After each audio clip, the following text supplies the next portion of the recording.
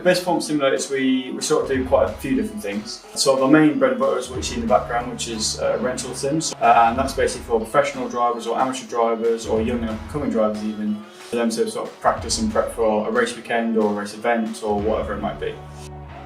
So my name is Robin Bales, and I'm a simulator engineer here at Base Performance Simulators. About a year ago we moved to a new software which had better graphics and better immersion, but the projectors we had, they weren't really taking advantage of that. They were fairly old and the image quality wasn't very good, so we wanted to move forward into the next generation. We went with these new projectors purely because the image quality is much better, the colour accuracy and everything is much better than what we had, and also the refresh rate. So these are 120 Hz as opposed to 60 Hz, which for things like a sim driving is very important because the smoother you can make the visuals, the more natural it feels to drivers.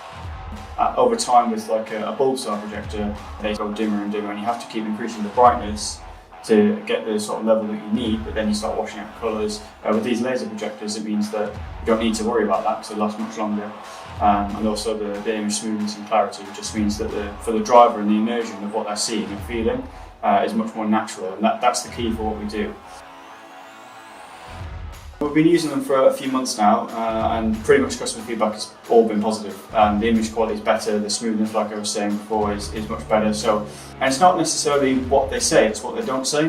Whereas before they might say things like, oh, you know, it's a little bit stuttery, or you know, certain parts are a bit dark or dim, or you know, you can't quite see like an apex of a corner quite as well because it's a little bit blurry. Whereas now you don't really get any of those complaints anymore because everything's as it should be. And that's mainly, I think, in our sort of side of the industry, what they don't say is almost more important. If they're not complaining, then that's good. That means that you're doing everything right, basically.